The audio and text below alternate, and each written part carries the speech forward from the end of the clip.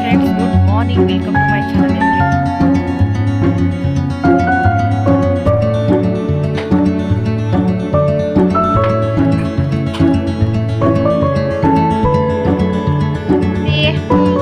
ಊಟ ಆಯ್ತಾ?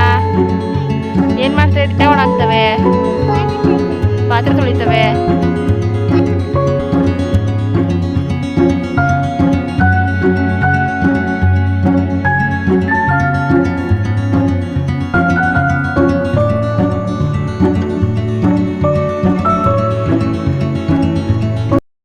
Hi friends, good morning. Welcome to my channel. ಎಲ್ಲರೂ ಹೇಗಿದ್ರೆ ಎಲ್ಲರಿಗೂ ಹೊಸ ವ್ಲಾಗ್ಗೆ ವೆಲ್ಕಮ್ ಮಾಡ್ತಾ ಇವತ್ತಿನ ಈ ಪುಟಾಣಿ ವ್ಲಾಗನ್ನು ಸ್ಟಾರ್ಟ್ ಮಾಡ್ತಾ ಇದ್ದೀನಿ. ವ್ಲಾಗ್ ಇಷ್ಟ ಆದರೆ ಲೈಕ್ ಮಾಡಿ, ಶೇರ್ ಮಾಡಿ. ಪ್ಲೀಸ್ ನಮ್ಮ ಚಾನಲ್ಗೆ ಯಾರು ಸಬ್ಸ್ಕ್ರೈಬ್ ಆಗಿಲ್ಲ ಸಬ್ಸ್ಕ್ರೈಬ್ ಮಾಡ್ಕೊಂಡು ಸಪೋರ್ಟ್ ಮಾಡಿ ಅಂತ ಕೇಳ್ಕೊಳ್ತಾ ಇದ್ದೀನಿ. ಇವತ್ತು ಬೆಳಗ್ಗೆಯಿಂದನೇ ವ್ಲಾಗ್ ಮಾಡ್ತಾ ಇದ್ದೀನಿ. ಟೈಮ್ ಈಗ 7:15 ಅಂತ ಅನಿಸುತ್ತೆ. ಸೌಂಡ್ ಅಂತೂ ಕೇಳೋದಕ್ಕೆ ಸಿಕ್ಕಾಪಟ್ಟೆ ಚೆನ್ನಾಗಿದೆ. ನಿಮಗೆ ವಿಡಿಯೋದಲ್ಲಿ ಕೇಳಿಸ್ತಾ ಇದೆಯೋ ಇಲ್ವೋ ಗೊತ್ತಿಲ್ಲ. ಎಷ್ಟು ಥರದ ಅಕ್ಕಿ ಸೌಂಡ್ಗಳು ಕೇಳಿಸ್ತಾ ಇದೆ ಅಂತಂದರೆ ನೇಚರ್ ಮಾತ್ರ ಬ್ಯೂಟಿಫುಲ್ ಆಗಿದೆ. ವಿಡಿಯೋ ಮಾಡ್ತೀನಿ ಅದನ್ನು, ಆದರೆ ವಿಡಿಯೋದಲ್ಲಿ ಆ ಸೌಂಡು ಕೇಳುತ್ತೋ ಇಲ್ವೋ ಗೊತ್ತಿಲ್ಲ. ಯಾಕಂದರೆ ಸ್ವಲ್ಪ ದೂರದಿಂದ ಎಲ್ಲ ಬರ್ತಾ ಇರುತ್ತಲ್ಲ, ಕೇಳಿಸ್ತಾ ಇದೆ ಅಂತ ಅಂದ್ಕೊಳ್ತೀನಿ. ಎಷ್ಟು ಚೆನ್ನಾಗಿದೆ ಸೌಂಡ್ ಅಂತ ಕೇಳೋದಕ್ಕೆ, ತುಂಬ ಚೆನ್ನಾಗಿದೆ. ಇವತ್ತು ಬೆಳಗ್ಗೆ ತಿಂಡಿಗೆ ನಾನಿಲ್ಲಿ ಅವಲಕ್ಕಿ ಉಪ್ಪಿಟ್ಟು ಮಾಡ್ತಾಯಿದ್ದೀನಿ. ನನಗೆ ಇದು ಸ್ವಲ್ಪನೂ ಇಷ್ಟ ಆಗೋದಿಲ್ಲ. ಬೇಗ ಆಗಬೇಕು ಅಥವಾ ಟೈಮ್ ಇಲ್ಲ ಅಂದಾಗ ಇದನ್ನು ಮಾಡ್ತೀನಿ. ಹಾಗೆ ಇನ್ನೊಂದೇನೆಂದರೆ ನನ್ನ ಹಸ್ಬೆಂಡ್ಗೆ ಮತ್ತು ನಿತ್ಯಗೆ ಈ ತಿಂಡಿ ಇಷ್ಟ ಆಗುತ್ತೆ, ನಂಗೆ ಇಷ್ಟ ಆಗೋಲ್ಲ. ನಾನಿಲ್ಲಿ ಕುಕ್ಕರ್ಗೆ ಎಣ್ಣೆ ಹಾಕಿದ್ದೀನಿ, ಅದಕ್ಕೆ ಕಡಲೆಬೀಜ ಹಾಕಿ ಫ್ರೈ ಮಾಡ್ಕೊಳ್ತೀನಿ. ನಿತ್ಯಗೇನೋ ಅಲ್ಲಿ ಸ್ವಲ್ಪ ಪ್ರಾಬ್ಲಮ್ ಆಗಿಬಿಟ್ಟಿದೆ, ಹಾಗಾಗಿ ಕಡಲೆಬೇಳೆ ಹಾಕ್ತಾಯಿಲ್ಲ. ಸಾಸಿವೆ, ಜೀರಿಗೆ, ಈರುಳ್ಳಿ, ಮೆಣಸಿನ್ಕಾಯಿ ಇಷ್ಟನ್ನು ಹಾಕ್ಕೊಂಡು ಫ್ರೈ ಮಾಡ್ಕೊಳ್ತೀನಿ. ಫ್ರೈ ಆಗಾದಮೇಲೆ ಅದಕ್ಕೆ ಟೊಮೊಟೊ ಆ್ಯಡ್ ಮಾಡಿದ್ದೀನಿ. ಬೇಕಾದರೆ ಇದಕ್ಕೆ ಈರುಳ್ಳಿಕಾಯಿ ಅಥವಾ ನಿಂಬೆಹಣ್ಣಿನ ರಸ ಕೂಡ ಹಾಕ್ಬೋದು, ಕೆಲವರು ಹಾಕೋದಿಲ್ಲ. ನಾನು ಟೊಮೊಟೊ ಹಾಕಿದ್ದೀನಿ. ಒಗ್ಗರಣೆ ಎಲ್ಲ ಚೆನ್ನಾಗಿ ಫ್ರೈ ಆದಮೇಲೆ ಹಸಿಕಾಯಿ ತುರಿ, ಅರಿಶಿಣದ ಪುಡಿ, ಉಪ್ಪು, ಹಾಗೆ ನೆನೆಸಿಟ್ಟಿರುವಂತಹ ಅವಲಕ್ಕಿ ಇಷ್ಟನ್ನು ಹಾಕಿ ಚೆನ್ನಾಗಿ ಮಿಕ್ಸ್ ಮಾಡಿಕೊಂಡ್ರೆ ಅವಲಕ್ಕಿ ಉಪ್ಪಿಟ್ಟು ರೆಡಿ ಆಗುತ್ತೆ. ಅದು ಎಲ್ಲರೂ ಈಸಿಯಾಗಿ ಮಾಡ್ತಾರಲ್ಲ, ಹಾಗಾಗಿ ಪೂರ್ತಿ ಡೀಟೇಲಾಗಿ ಏನು ತೋರಿಸಿಲ್ಲ. ನಾನು ಯಾವ ರೀತಿಯಾಗಿ ಮಾಡಿದ್ದೀನಿ ಅಂತ ಕ್ವಿಕ್ಕಾಗಿ ಹೇಳ್ತೀನಿ. ಅಲ್ಲಿಂದ ತೋಟಕ್ಕೆ ಬಂದಿದ್ದೆ, ಬೆಳಗ್ಗೆನೇ ತಿಂಡಿ ಎಲ್ಲ ಮುಗಿಸ್ಕೊಂಡು. ಆ ತೋಟದಲ್ಲಿ ಸ್ವಲ್ಪ ಕೆಲಸ ಇತ್ತು, ಹಾಗಾಗಿ ತೋಟದ ಕೆಲಸ ಮಾಡ್ತಾಯಿದ್ವಿ. 9:30 ಅಷ್ಟರಲ್ಲೆಲ್ಲ ಮತ್ತೆ ವಾಪಸ್ ಮನೆಗೆ ಹೋಗ್ತೀನಿ. ಸ್ವಲ್ಪ ಚಿಗುರು ತೆಗಿಯೋದಿತ್ತು, ಅಂದರೆ ನಾವು ಇಬ್ಬರೇ ತೆಗಿತಾ ಇರೋದ್ರಿಂದ ಒಂದು ಕಡೆಯಿಂದ ಕಟ್ ಮಾಡ್ಕೊಂಡು ಬರೋ ಅಷ್ಟರಲ್ಲಿ ಇನ್ನೊಂದು ಕಡೆಯಿಂದ ಚಿಗುರು ಚೆನ್ನಾಗೇ ಬಂದುಬಿಟ್ಟಿರುತ್ತೆ, ಕಳೆ ಬರ್ತಾ ಇರುತ್ತೆ. ಅದರದ್ದೇ ಸ್ವಲ್ಪ ಕೆಲಸ ಎಲ್ಲ ಆಗ್ತಾಯಿತ್ತು. ಅಲ್ಲಿಂದ ಮತ್ತೆ ತೋಟದಿಂದ ಬಂದು ನಿತ್ಯನ ಸ್ಕೂಲಿಗೆ ಕಳಿಸಿ ನಾನು ತಿಂಡಿ ತಿಂದು ಒಂದು ಅರ್ಧ ಗಂಟೆ ರೆಸ್ಟ್ ಮಾಡಿ ಇವಾಗ ಮನೆ ಕೆಲಸ ಮಾಡುವಂತಹ ಟೈಮು. ಹಾಗೆ ಈ ವಿಡಿಯೋ ಮಾಡುವಾಗ ಮಾಡೋಣ ಅಂತ ಶುರು ಮಾಡಿದೆ, ಸ್ವಲ್ಪ ಮಾಡಿದೆ, ಅಷ್ಟರಲ್ಲಿ ಕರೆಂಟ್ ಹೋಯಿತು. ಹಾಗಾಗಿ ಮತ್ತೆ ವಿಡಿಯೋ ಮಾಡೋದಕ್ಕಾಗಲಿಲ್ಲ. ಕರೆಂಟ್ ಇಲ್ಲ ಅಂತ ಅಂದರೆ ವಿಡಿಯೋ ಅಷ್ಟು ಚೆನ್ನಾಗಿ ಬರೋದಿಲ್ಲ ಅಂತ ಅಂದ್ಕೊಂಡು ವಿಡಿಯೋ ಮಾಡಲಿಲ್ಲ. ಮತ್ತು ಬೇರೆ ಕೆಲಸ ಎಲ್ಲ ಇತ್ತು, ಪಾತ್ರೆ ತೊಳೆಯೋದು, ಸ್ವಲ್ಪ ಮನೆ ಕೆಲಸ ಮಾಡೋದು.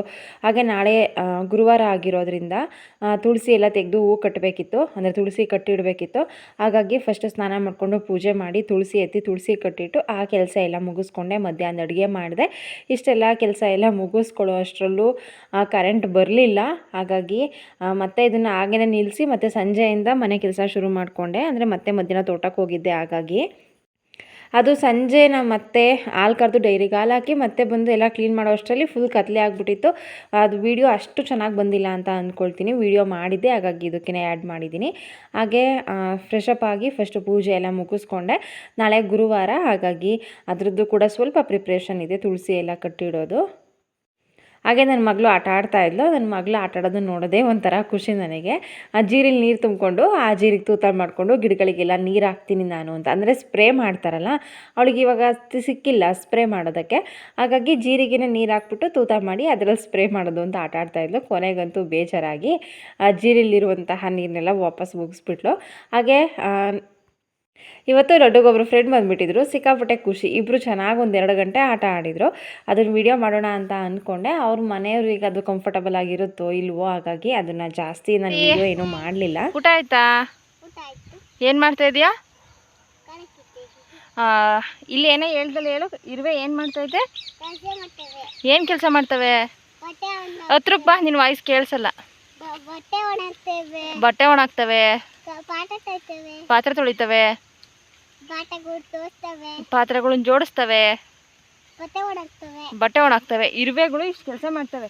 ಇಲ್ಲಿ ಇರುವೆ ಗೂಡಿತ್ತೆ, ಮುಂದಕ್ಕೆ ನಿಂತ್ಕೊ ಅಂತ ಹೇಳಿದೆ. ಇಲ್ಲೆಲ್ಲ ಗೂಡು ಕಾಣಿಸ್ತಾವಿತ್ತು, ನೋಡ್ಬೋದು. ಇಲ್ಲೇ ಇರುವೆ ಇದ್ದಾವೆ, ಮುಂದಕ್ಕೆ ನಿಂತ್ಕ ಅಂತ ಹೇಳಿದೆ. ಇರುವೆ ಏನು ಮಾಡ್ತಿದ್ದಾವೆ ಅಂತ ಕೇಳಿದರೆ, ಬಟ್ಟೆ ತೊಳಿತಾವಂತೆ, ಪಾತ್ರೆ ತೊಳಿತಾವಂತೆ, ಬಟ್ಟೆ ಒಣಗಾಕ್ತಾವಂತೆ, ಪಾತ್ರೆ ಜೋಡಿಸ್ತಾವಂತೆ. ಏನು ಊಟ ಮಾಡಿದೆ?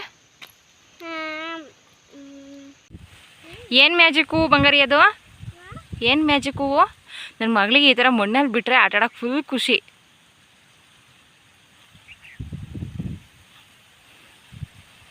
ಏನು ಆಟ ಅದು?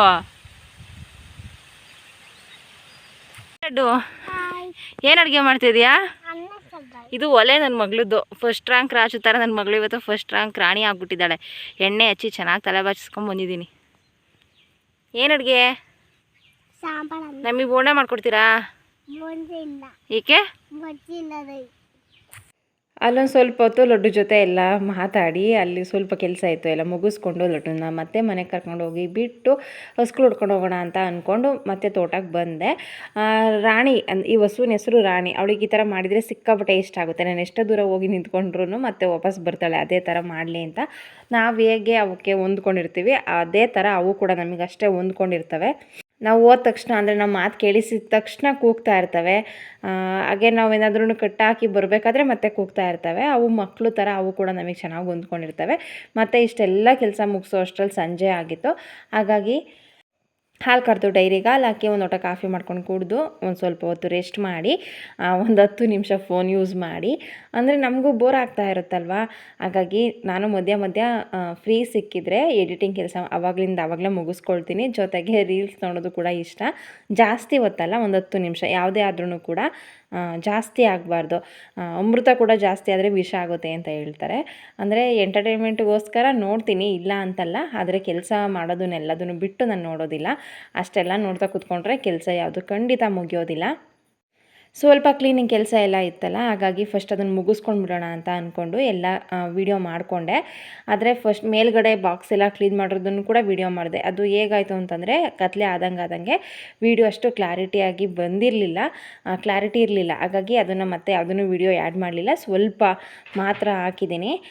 ಇವತ್ತು ಇವಾಗ ಕಾಣಿಸ್ತಾ ಇದೆಯಲ್ಲ ಶೆಲ್ಫು, ಅಷ್ಟನ್ನು ಕೂಡ ಕ್ಲೀನ್ ಮಾಡಿ ಬಾಕ್ಸಸ್ನೆಲ್ಲ ಒರೆಸಿ ನೀಟಾಗೆಲ್ಲ ಜೋಡಿಸ್ಕೊಂಡಿದ್ದೀನಿ. ಮನೇಲಿ ಐಟಮ್ಸ್ ಎಲ್ಲ ಜಾಸ್ತಿ ಇತ್ತು ಅಂತಂದರೆ ಅದನ್ನು ಕ್ಲೀನ್ ಮಾಡೋದು ಕೂಡ ಅಷ್ಟೇ ಕಷ್ಟ ಆಗಿರುತ್ತೆ.